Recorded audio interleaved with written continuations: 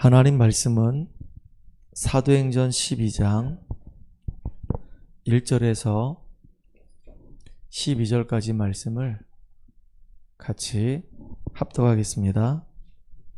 사도행전 12장 1절에서 12절까지 말씀을 합독합니다.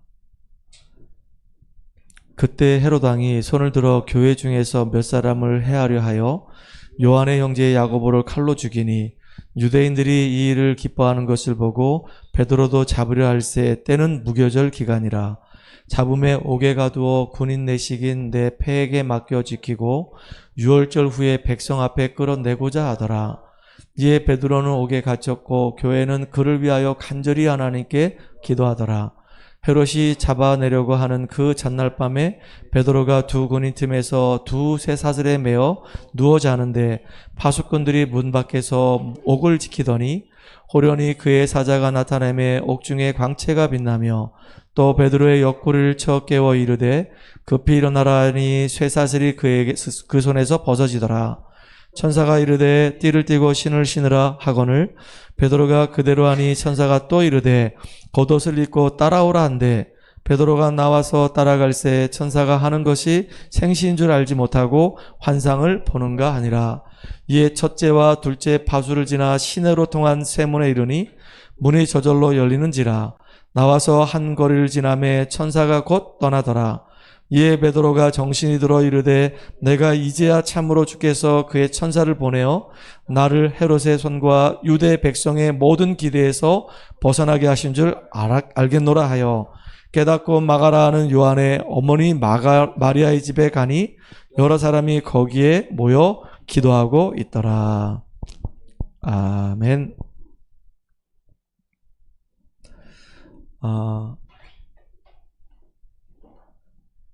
오늘 제목은 간절히 하나님께 기도하더라 라고 하는 제목으로 같이 말씀을 나누려고 합니다. 사도행전 12장을 오늘 같이 읽었는데요.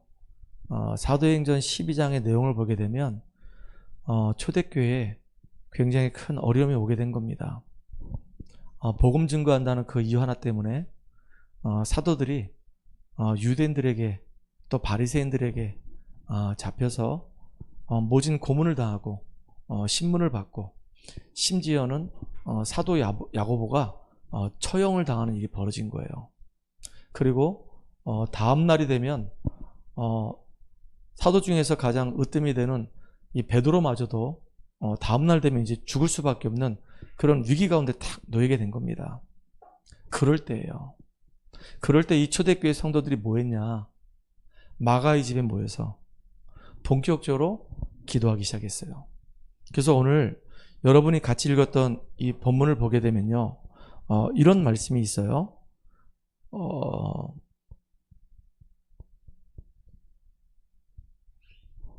어디에 있냐면 5절에 보니까 이에 베드로는 옥에 갇혔고 교회는 그를 위하여 베드로를 위하여 간절히 뭐 했더라? 하나님께 기도하더라. 기도가 정말로 응답되기 때문에요. 응답된다는 사실을 알고 있는 사람들은 기도의 줄을 놓치지 않아요. 정말로 기도하는 가운데 하나님이 함께 하시고 인도하시고 역사하시는 이 사실들을 삶의 현장에서 응답으로 확인한단 말이에요. 그리고 또 오늘 12절 마지막 절에 보니까 뭐라고 얘기하죠? 요한의 어머니 마리아의 집에 가니 여러 사람이 거기에 모여서 기도하고 있더라 그랬어요. 이렇게 초대교회 성도들이 집중적으로 기도하기 시작한 겁니다. 중요한 일이 생겼을 때, 위기가 왔을 때, 문제가 생겼을 때 초대교회 성도들이 도망가는 게 아니고요, 낙심하는 것이 아니고요, 좌절하는 것이 아니고요, 오히려 살아계신 하나님 앞에 간절하게 엎드려서 뭐 했냐? 기도하는 거예요. 집중기도하는 거예요.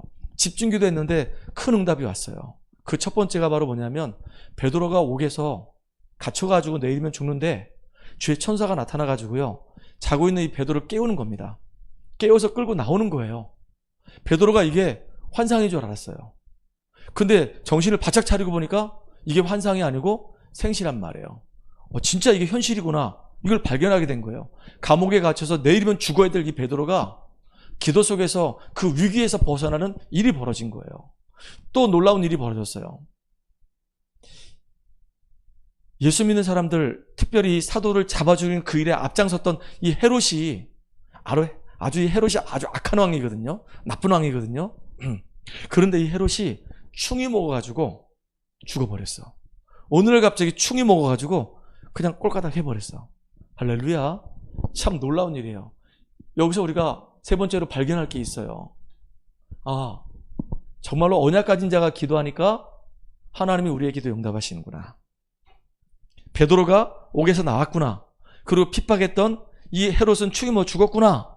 여기서 끝나는 것이 아니라 전도자는 하나님이 지키신다. 복음 가진 전도자는 하나님이 완전히 책임지신다. 특별히 복음을 핍박하는 자는 반드시 하나님께서 손을 보신다. 그래서 우리가 핍박자들을 두려워할 이유가 없는 거예요. 아무리 지위가 있으면 뭐합니까? 능력이 있으면 뭐합니까? 결국 복음 모르면요, 복음을 핍박하는 사람이 될 수밖에 없는 거예요. 그러니까 참 영적인 문제 너무 심각한 겁니다. 오히려 성공한 사람들이, 높은 위치에 있는 사람들이 복음을 알지 못하면, 영적인 사실 모르면 진짜 영적 문제 너무 심각한 거예요. 그래서 우리는 두려워할 이유가 1도 없는 겁니다. 자, 문제 왔을 때, 위기 왔을 때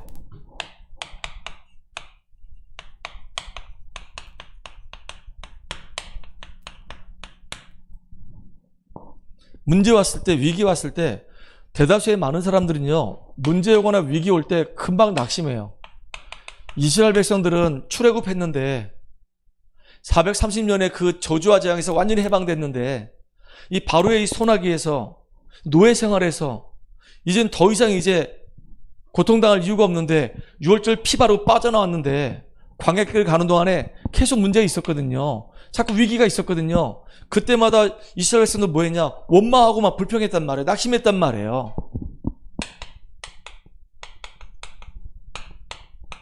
왜 그랬을까요? 이들이 이렇게 할 수밖에 없는 이유가 있어요. 이 6월절에 이 축복이 얼마나 큰지를 모르는 겁니다. 이 구원받은 것이 이게 얼마나 큰지를 모르는 거예요. 이 사단과 이 죄와 이 지옥에서 이 빠져나온 것이 이게 얼마나 이게 대단한 것인지 모르는 겁니다. 구원받은 하나님의 백성들을 위해서 애굽 땅에 10가지 재앙을 하나님이 막 쏟아 부으셨고, 나중에 홍해도 쫙 갈라가지고 그들을 광야까지 인도해 주셨는데, 그 함께 하신 그 하나님의 그 능력이 어마어마한데 그 능력을 모르는 거예요. 그러니까 낙심을 하거나 불평하거나 원망한단 말이에요. 이걸 한마디로 얘기하면 불신앙하는 거예요. 문제, 위기 오면 그렇단 말이에요. 내 일이 잘 안 풀리고 뭔가 답답한 일이 생기면 금방요 우리는 원망 불평한단 말이에요. 그런데요, 믿음의 사람들은요, 문제 왔을 때, 위기 왔을 때가 진짜 기회예요. 어떤 기회냐? 하나님의 은혜를 받을 수 있는 기회고, 하나님의 능력을 체험할 수 있는 기회고, 하나님의 축복과 응답을 확인할 수 있는 너무너무 놀라운 기회란 말이에요. 그래서 우리가 평상시에 영적 상태가 어떠냐가 너무너무 중요한 거예요. 내 영적인 상태가 하나님과 늘 함께하는 가운데 복음의 은혜 속에 늘 있다고 한다면 문제 와도요, 오히려 그 문제를 기회로 바꾼단 말이에요. 근데 영적인 상태가 메롱이 되잖아요. 그 문제 오잖아요. 그 문제 속에 푹 빠져가지고요, 거기서 못 빠져나온단 말이에요. 막 괴로워한단 말이에요. 그래서 우리의 영적인 상태가 너무 중요하단 말이에요. 근데 내 영적인 상태를 유지하는 데 있어서 가장 중요한 게 바로 뭐냐면 나예요, 나. 그래서 대다수의 많은 사람들이 정말로 안타까운 게 바로 뭐냐면 다 내 생각에 다 묶여 있어. 내 생각. 이게요, 복음하고 전혀 관계없어. 이익과 손해 앞에, 성공과 실패 앞에서 내 생각이 다 묶여있단 말이에요. 남들이 좋은 길로 가게 되면 그걸 축하해주면 되고, 나도 그 길로 가도록 노력하면 되는데, 그게 이제 배 아프기 시작하는 거예요. 과거의 나의 이 잘못된 이 체질들이 지금의 내 생각을 만들어버렸단 말이에요. 그리고 다 내 입장이야. 다른 사람 관심 별로 없어. 내가 잘 되면 끝이에요. 그리고 나밖에 몰라. 내 주장이에요. 전부 다 보면 나 중심이에요. 우리가 정말로 복음 중심, 하나님 중심 되면 되는데, 근데 다 나 중심이기 때문에 우리가 문제 오게 되면요, 한계에 딱 부딪히게 되는 거예요. 내가 무슨 힘이 있습니까? 내가 무슨 능력이 있어요? 문제 사건 터지면 번아웃 되기 딱 알맞은 게 바로 난데, 그렇게 연약한 존재인데, 근데 많은 사람들이 내가 대단하다고 착각한단 말이에요. 그러니까 다 나와 잘난 맛에 그냥 사는 거야. 영적인 상태가 메롱일 수밖에 없는 거예요. 진짜 내가 하나님의 은혜 속에서 늘 능력을 체험하는 가운데 성령 충만함 속에 있으면 내 생각보다는 하나님의 말씀이 뭐였지? 진짜 내 입장보다는 하나님 계획이 뭐였지? 그리고 내 주장보다는 하나님의 소원은 뭘까? 이렇게 하나님 쪽으로 우리 인생이 바뀌어진단 말이에요. 이게 달라지는 겁니다, 진짜. 우리가 육을 위해 사냐 아니면 영을 위해 사냐. 물론 육을 위해 살아야죠. 먹고 마셔야죠. 자야죠. 근데 정말로 이게 영적인 이 축복을 우리가 누리는 가운데 사실은요, 육신적인 축복도 따라온단 말이에요. 그래서 여러분들 육도 중요하지만 진짜 우리 영혼이 너무 중요한 거예요. 네 영혼이 잘된 것 같이 범사가 잘되고 강건하게 되길 원한다 그랬어요. 오늘 우리 가은이가 오래간만에 이렇게 예배 참석했어요. 굉장히 많이 이뻐졌네. 더 성숙해져가지고 감사하네요. 왜 미연아, 언니가 이쁘다니까 시샘이 나니? 참 감사하지. 근데 진짜 기도하는 게 뭐냐면, 우리 이제 가은이가 한 달 보름 동안에 교육을 받고 마케팅 쪽으로 취업이 됐다고 우리 다원을 통해서 얘기를 들었어요. 나는 되게 기쁘더라고. 우리 대학 청년들이 함께 하고, 뭐 어떤 친구는 2년, 어떤 친구는 3년 이렇게 함께 했는데, 그 친구들이 이제 여기서 함께 하다가 이제 다 이제 본가로 가서 또 가까운 직장으로 다 연결되니까 참 감사해요. 오늘 여기 올 때는 아마 친정에 오는 듯한 느낌이 들었을 거야. 맞지? 할렐루야. 그래서 늘 기도하는 게 뭐냐면, 진짜 네 영혼이 잘된 것 같이 범사가 잘되고 강건하게 되길 원한다. 이게요, 사도 바울이 가룟한테 늘 했던 말이에요.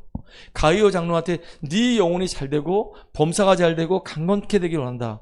육신적으로 성공하는 것도 중요하지만 네 영혼이 정말로 하나님 주시는 그 은혜 속에 풍성한 축복을 풍성히 누렸으면 좋겠다. 그래서 진짜로 요셉처럼 되어지는 응답을 누렸으면 좋겠다. 그래야지만요, 내가 내 영혼이 먼저 영적인 힘을 얻어버리면 내 생각에 빠지게 되면요, 결국 우리는요 한계에 부딪힐 수밖에 없거든요. 근데 내 영혼이 말씀을 통해서 은혜 받고 예배를 통해서 은혜 받고 힘을 얻으면 진짜 내 영혼이 안식이 돼요. 이 말이 무슨 말이냐? 평안하단 말이에요. 평안해요. 하나님이 정말로 살아계시고 나와 함께 하시기 때문에 평안하단 말이에요. 왜 이 말이 나왔냐면, 지금 이스라엘 백성들이 지금 초대교회 성도들에게 지금 큰 위기가 왔단 말이에요. 어마어마한 위기가 온 겁니다. 지금 베드로가 죽게 생겼어요. 야고보 죽었어요. 근데 그들의 영적인 상태입니다. 지금요, 모이면 죽어요. 마가의 집에 모이면요, 죽인단 말이에요. 그럼에도 불구하고 아무 상관없어. 영적인 상태가 지금 나 중심이 아니라 언약 중심이에요. 하나님 중심이에요. 그러니까 이 사람들이 영혼은 평안한 가운데 내가 죽어도 상관없고 하나 앞에 다 모여서 기도하기 시작하는 거예요. 그게 얼마나 이게 중요합니까? 왜 이 얘기할까요, 지금? 우리 교회가 지금 굉장히 중요한 지금 시간표 속에 있단 말이에요. 영적인 싸움을 얼마나 지금 치열하게 하고 있는지 몰라요. 지금 제가 만나고 있는 친구들이 참 많이 힘들고 아픈 친구들이에요. 그런데 이 아이들이 진짜 말씀을 들으면서 조금씩 이제 변화되고 있으니까 너무 감사하거든요. 이 아이들을 정말로 도와줘야 되는 거예요. 뭘로? 기도로. 계속 도와줘야 돼요. 얘기 들어보니까 정말로 마음이 너무 아픈 거 있죠. 가정 배경 얘기 들어보니까 너무 가슴 아파.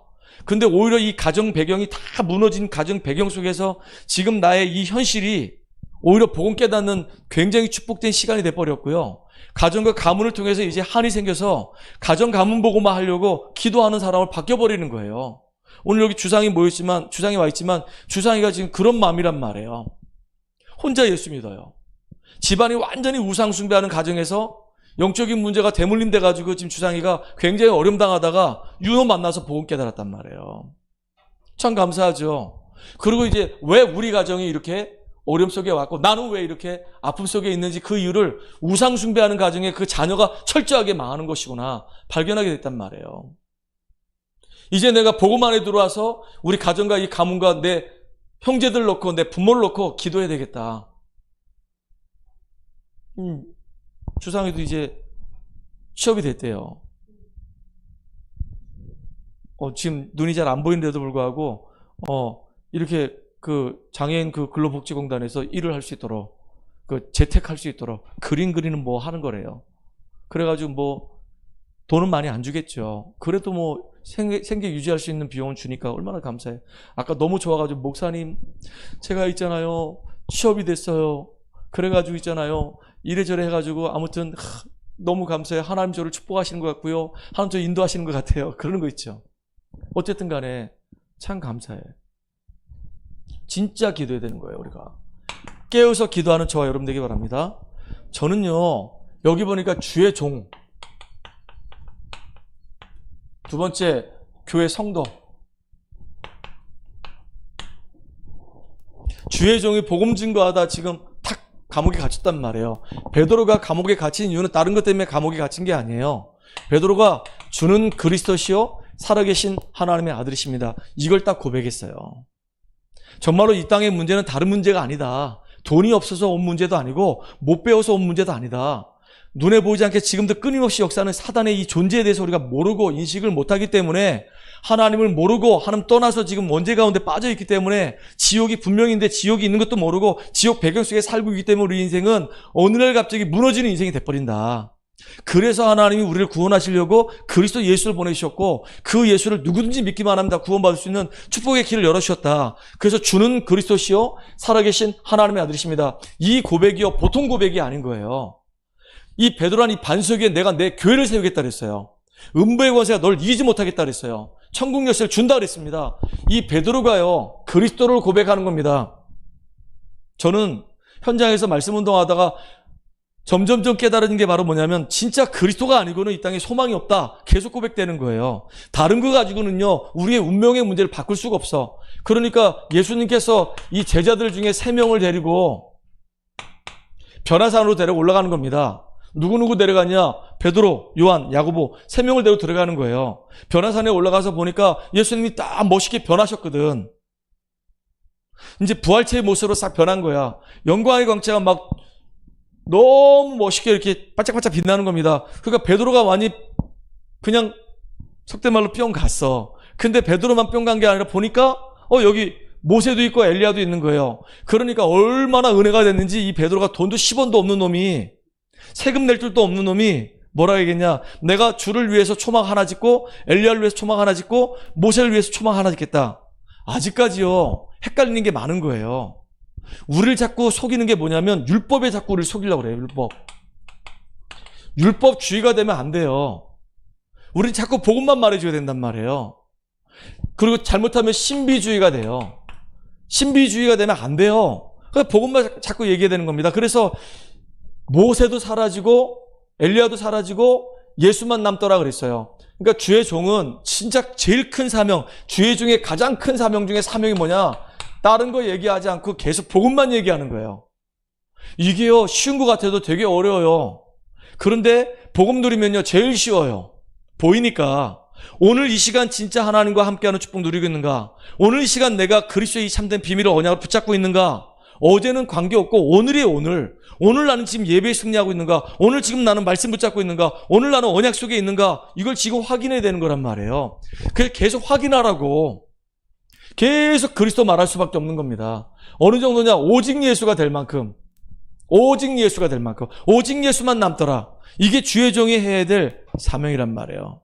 특별히 이 베드로에게 예수님이 하신 말씀이 너희는 가서 모든 족속으로 제자를 삼아 아버지와 아들과 성령의 이름을 세를 주고 내가 너에게 분반 모든 것을 가르쳐 지키게 하라. 볼지어다 내가 세상 끝날까지 너희와 항상 함께 하겠다 그랬어요. 주님이 우리에게 주신 미션이 뭐냐면 땅끝까지 복음 증거하라 그 얘기예요. 그러니까 내가 있는 현장에 내가 예전에도 이제 얘기했는데 우리 대학부 애들한테 직장 들어가는 게 중요한데 더 중요한 게 있다. 왜 들어가는지 그 이유를 하나님 앞에서 질문을 던지고 거기에 내가 전도자로 파송됐다고 생각하고 그 안에서 정말로 하는 예비된 사람 누군지 찾아내고 그들을 살리는 사람으로 내가 준비돼서 300% 준비돼가지고 현장 들어가서 현장을 뒤집어서 살려내라. 그랬어요. 너희는 가서 모든 족속으로 제자 삼으라 했어요. 세상 끝날까지 내가 너희와 항상 함께 하신대. 이게 진짜 저에게 주신 미션이에요. 야, 맹목사 너는 강원도 복음화 해. 이게 제 마음속에 딱 담겨졌어요. 강원도는 엄밀히 얘기하면 저하고 그렇게 연관성이 없는 곳이에요. 근데 가만히 생각해보니까 또 연관성이 되게 많아. 제가 대학을요, 강릉에서 졸업했어요. 강릉에서. 4년을 다녔어요. 그래서 이제 강릉하고 나하고 이제 완전히 끝난 줄 알았더니, 신학교를 딱 졸업했는데, 속초로 오래. 그래서 속초에서 12년 있었단 말이에요. 속초에서 이제 딱 사역을 마치고, 이제 어디로 갈까 기도하는데 하나님이 아무도 나하고 관계없는 원주로 딱 보내신 거예요. 여기 지금 10년째거든요. 강원도하고 지금 나하고 몇 년째입니까? 12년, 10년, 4년이니까. 26년이에요. 야, 26년이면요, 제 인생의 반 정도 되는 거야.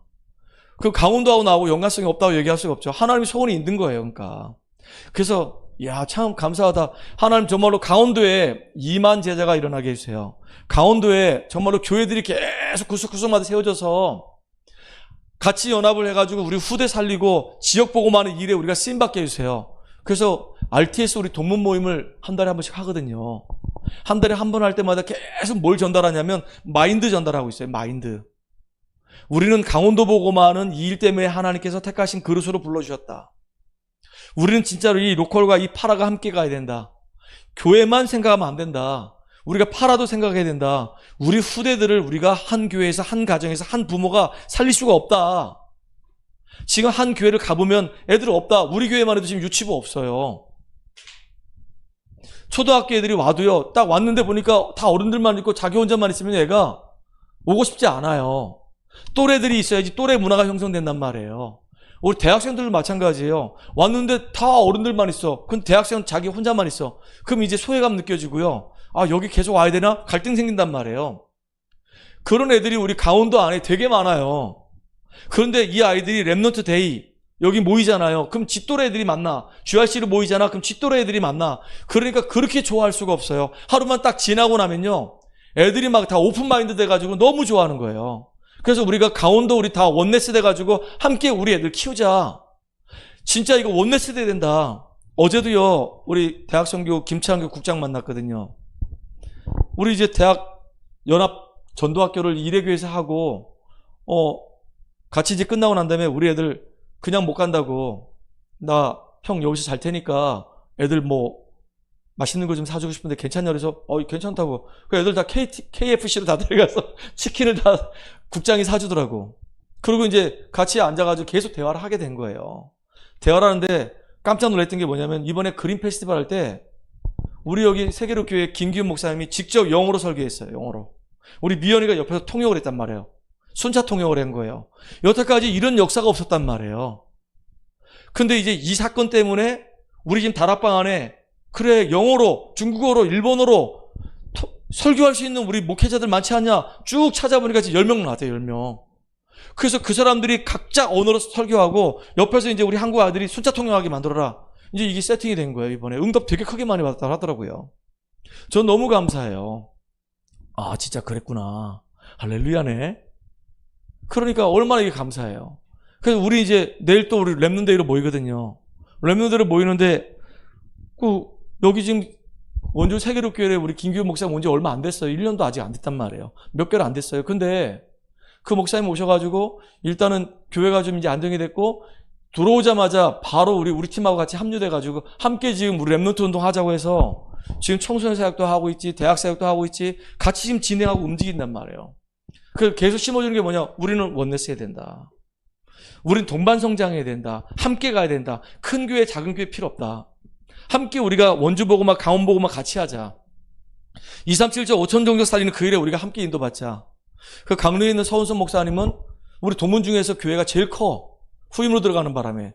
그래서 서은선 목사님은 항상 그 장로님들한테 얘기해가지고 우리 동문들 항상 챙겨주라고. 뒤에서 늘 서포트하라고. 그래서 시원하도록 해주라고. 그렇게 얘기했거든요. 그때 아멘 하더라고요. 그래서 지금 많이 쏴요.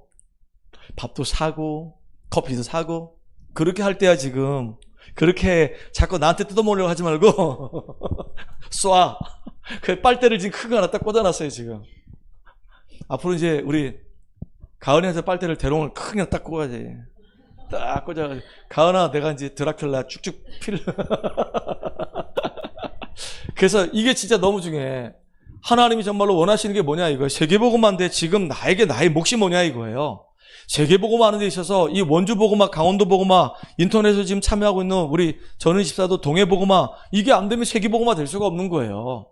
그러니까 주님 나에게 정말로 맞는 몫을 찾게 해주세요. 저는 몫을 찾았어요. 내게 주신 사명이 있단 말이에요. 이걸 붙잡고 뭐 하면 되냐? 이제는요, 기도하는 거예요. 그래서 예수님이, 부활하신 예수님이 제자들을 불러 모아가지고 감람산에서 40일 동안 집중을 하신 겁니다. 집중. 왜냐?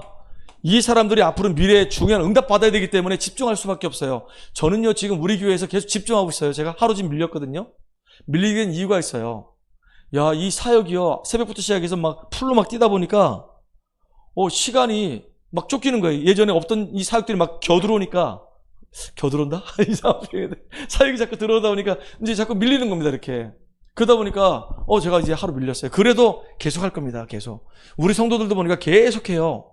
집중해요, 지금. 나를 세우는 시간이란 말이에요, 나를. 하나님 앞에 나를 세우는 시간, 하나님 앞에 내가 미션을 받는 시간이 너무 중요하단 말이에요. 그 제가 지금 하나님 앞에서 내게 주신 그 사명을 가지고 지금 진행하는 거란 말이에요. 특별히 보세요. 제가 하는 일이 바로 뭐냐면 우리 현장에 맞는 메시지를 기도하는 가운데 메시지를 지금 선포한단 말이에요, 지금. 우리 시간표를 보면서 계속 메시지 던지는 겁니다. 근데 어떤 일이 벌어지냐? 이게 시간이 지나서 어느 날 로마서 16장에 이런 일꾼들이 우리 교회 안에 세워진 걸 바라보면서 계속 지금 메시지 던진단 말이에요. 오늘 제가 우리 주상이 데리고 병원을 2군데 갔어요. 마음 평안한 교회 그 병원하고 이제 우리 윤호가 이제 소개를 해줘가지고 갔더니 선생님이 그 얘기 하더라고요. 주상이가 먼저 이렇게 진료받고 상담받고 선생님한테 이렇게 지도받았던 그쪽으로 가서 그 선생님한테 계속 이제 약도 좀 이렇게 바꿔달라고 얘기하고 그랬으면 좋겠다고. 얘가 여기 갑자기 와서 어떻게 치료받는지 내역도 잘 모르고 갑자기 약을 쓰는 것도 안 맞고 그래서 가만히 생각하니까 그 말이 맞아요. 그래서 이제 우리 주상이대로 또다시 이제 제가 주상이가 원래 갔던 그 병원으로 간 거예요. 거기 가서 이제 기다리고 있다 이제 선생님 만나려고 했더니 선생님이 휴가를 가셨어. 6월 11일 오신대. 휴가를 되게 오래 가시더라고. 도대체 한 보름을 가나 봐. 뭐 세미나를 가셨는지 아무튼 휴가라고 얘기했거든요. 그래서 이제 그때까지 이제 약을 받아가지고 이따 줬단 말이에요. 주상이가 지금 이제 먹고 있는 약들이 너무 독해가지고 제가 이제 그 제미나이 검색을 해보니까 그 약을 먹을 때 오는 부작용이 이 눈이 이게 감기는 이게 있대요. 이게 안검하수라고 그래가지고 눈이 자꾸 감긴데 그러니까 제 눈이 감겨서 3초 이상을 못 떠 이렇게. 그러니까 눈을 뜨서 보려고 하면 이렇게 자기가 손을 이렇게 들어서 이렇게 보고 이렇게 간단 말이에요. 이게 벌써 1년째 된 거예요, 이렇게. 근데 1년째 됐으면 얘 상태가 이렇다고 하면 이제 약을 좀 바꿔줘야 되는데 약을 안 바꿔줬대요. 그래서 내가 이제 가서 선생님한테 딱 얘기했더니 처음엔 제 혼자 갔었거든요. 그러니까 이제 약을 이제 안 바꿔준단 말이에요. 근데 제가 가서 보호자냐고 누구냐고 아니 보호자 아니고 우리 주상이가 다니고 있는 교회 목사라고 했더니 목사님이세요? 그러더니 이제 자세를 딱 다르게 하더라고요. 그 제가 이제 목사님 얘기를 들었으니까 여기 이제 선생님 오시면 저 주상이 이제 처방을 할 수 있도록 제가 이렇게 써놓겠습니다. 보호자가 가니까 싹 바뀌는 거예요. 선생님의 처방 내용이. 그래서 야 내가 잘 따라갔다. 그 생각이 든 거예요. 6월 11일 날 또 이제 가야지 주상이 데리고. 그래서 주상이가 회복이 되면 윤호처럼 이제 증인되는 겁니다. 아멘. 증인돼 가지고 이제 같이 세계복음화 하는 거예요. 정말로 그래요. 저는 진짜 사명이 뭐냐? 내가 복음 누리고 복음만 말하고 그래서 복음을 제대로 깨닫고 복음 누리는 이 중요한 제자 세우는 이것이 제 사명이란 말이에요. 이거 하도록 진짜 미션 주고 계속 집중하는 거예요. 근데 여기 보세요. 초대교회 성도들입니다. 이 사람들은 지금 다른 게 아니라 교회가 정말로 위기가 왔을 때 이때 뭐 했냐? 언약 붙잡고 기도 속에 들어가는 거예요. 초대교회 이 성도님들이 모이면 정말로 어마어마하게 어려움 당해요. 그때 당시만 해도요. 이 사람들은 유대 종교에 핍박받았거든요. 더군다나 로마 정치가 이들을 그냥 놔두지 않았어요. 왜냐? 아니 로마에서는 주장했던 게 뭐냐? 황제가 신이라는 거예요. 그 황제 숭배 사상을 주장했었거든요. 황제가 신인데 그래서 황제한테 뭐라고 얘기했냐면요. 퀴리오스라고 얘기했단 말이에요. 퀴리오스, 황제란 뜻이잖아요. 근데 이 초대교회 성도님들은 예수님이 바로 퀴리오스거든. 예수가 바로 주란 말이에요. 로드란 말이에요. 그러니까 얘들은 기분 나쁜 거예요. 아니 우리 황제가 신인데 무슨 예수가 자기들 신이라고 얘기하냐. 그래서 예수 믿는 사람을 극도로 싫어했어요. 그리고 얘네들은 예수가 메시아라고 그러니까, 예수가 구약에 예언했던 그 하나님이라고 그러니까 극도로 미워하는 거예요. 얘 둘은 원래 하나가 될 수 없는 종자들인데 이것들이 예수란 이름 하나 때문에 아주 똘똘 뭉쳐가지고 초대교회를 얼마나 핍박하는지 몰라요. 그런데도 불구하고 그 위기 속에서, 그 어마어마한 문제 속에서 이 사람들 뭐 했냐? 흔들리지 않고 딱 말씀 붙잡고 기도 속에 들어가는 거예요. 우리가 지금 할 게 뭐냐? 기도밖에 없어요. 기도 외에는 이런 일과 나가는 게 없다 그랬어요. 진짜 깨어서 기도하는 거예요. 깨어서 기도해야 돼요. 뭐 하자고, 용도가? 깨어서 우리가 기도하는 겁니다. 그랬더니 희한한 일이 벌어진 거예요. 기도하는데요, 하나님이 준비해 놓은 사람들을 만나는 겁니다. 예비된 사람이 있어요. 구원받기로 작정된 사람들이 있어요. 반드시 예비된 사람이 있기 때문에 이 사람들이 깨어서 기도하니까 하나님이 준비해 놓은 15개 나라 사람들을 딱 정확하게 딱 붙여주신단 말이에요. 이렇게 만나게 하신단 말이에요. 처음에는 연약한 사람 만나게 하세요. 처음에는 영적인 문제의 사람 만나게 하세요. 처음에는 가난한 사람 만나게 하세요. 그 사람들 속에서 우리가 진짜 복음에 대한 유일성을 발견하도록 하나님이 그렇게 인도해 가시는 겁니다. 만약에 처음부터요, 우리 교회에, 이 조그만 이 교회에 대기업 총수가 딱 앉아있고 국회의원 2사람이 앉아있고 그러면요, 우리 교회가 교회 꼴이 되지 않을 거란 말이에요. 어렵고 힘든 사람들이 계속 모여서 진짜 이분들 놓고 우리 같이 진짜 기도하고 순수한 동기를 가지고 정말로 저 영혼을 정말로 살렸으면 좋겠다. 그 진짜 동기를 가지고 기도하는 거예요. 순수한 동기를 가지고. 그래서 우리가 복음 아니면 소망 없다, 그렇게 기도해 가는 겁니다. 그 기도 속에서 세워진 일꾼들이 진짜 일꾼이 되는 거예요. 하나님은 이렇게 중요한 문들을 열어놓으시고 우리가 정말로 깨어서 기도하기 원한단 말이에요. 참 이게 놀라운 일이잖아요. 이것뿐만 아닙니다. 이렇게 기도했는데요, 그 부족한 사람들, 그 연약한 사람들이 모여가지고 뭐 했냐?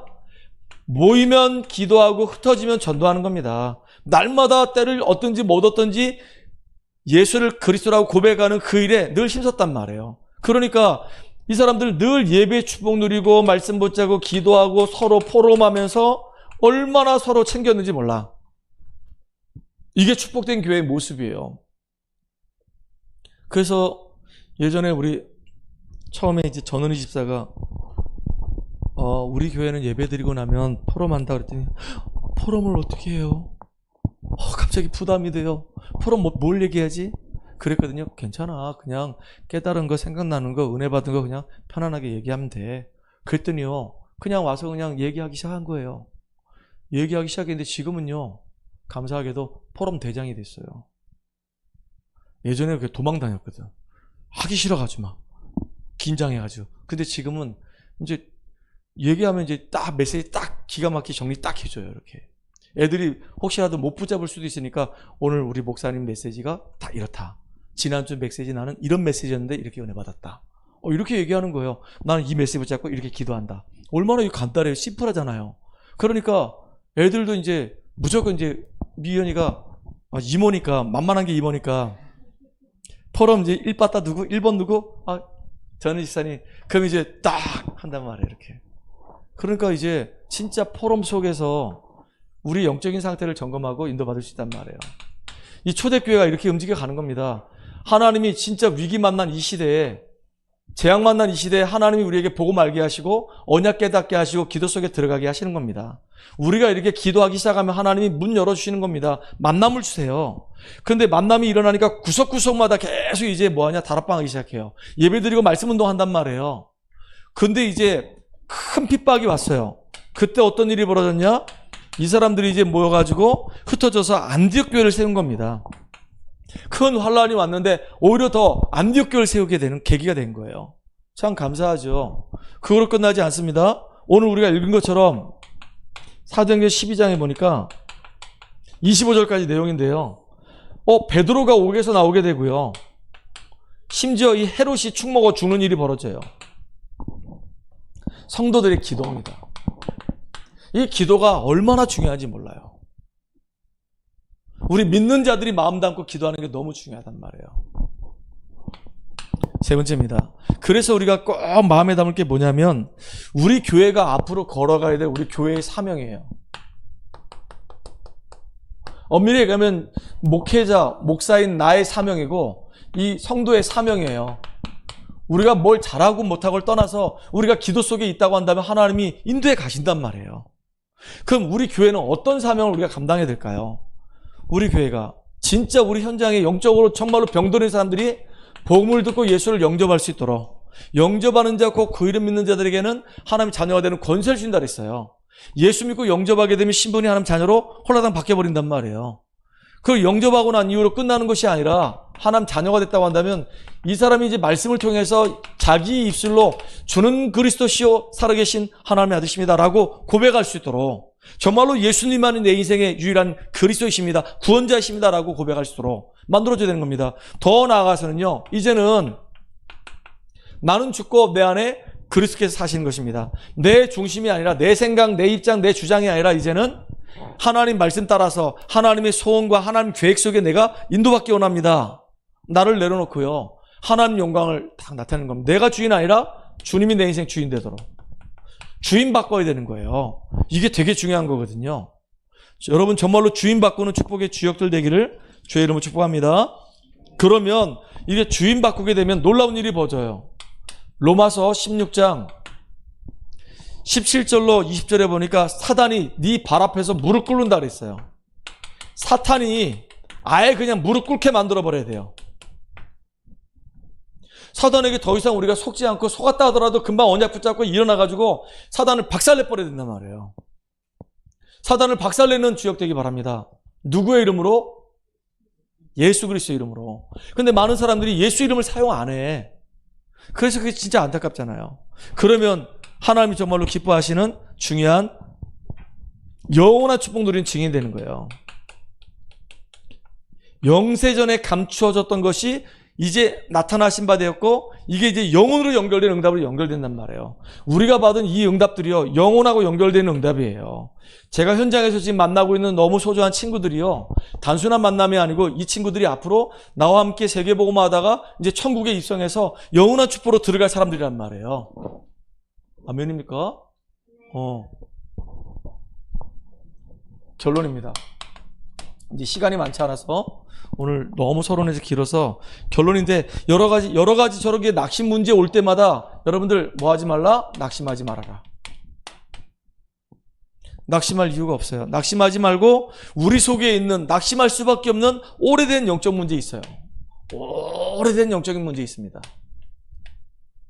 나도 모르게 내 안에 숨겨져 있는 오래된 영적인 문제 있어요. 진짜 복음이 내 안에 각인 뿌리 체질돼 가지고 이게 완전히 바뀌어지기 바랍니다. 변화가 일어나야 돼요. 바뀌어져야 돼요. 그래서 진짜 하나님이 기뻐하시는 참된 복음의 증인으로 오늘 저와 여러분이 가장 귀하고 가치 있게 쓰임받기를 소망합니다. 하나님께 감사드립니다. 초대교회 성도들이 위기 만날 때, 문제 만날 때 흔들리거나 낙심하지 아니하고 오히려 언약 붙잡고 기도 속에 들어가서 하나님의 놀라운 역사를 체험하고 이 흑암의 권세가 무너지는 것을 보게 하신 것처럼 오늘 우리가 그리스도만 증거하고 이 땅을 살려내는 주역으로 쓰임받게 하여 주시옵소서. 전 성도들이 있는 현장마다 어둠의 세력이 무너지고 그곳에 하나님 나라가 임하는 그 일에 우리들이 가장 가치 있게 쓰임받도록 축복해 주시옵소서. 예수님의 이름으로 감사하며 기도합나이다. 아멘. 찬송가 320장입니다.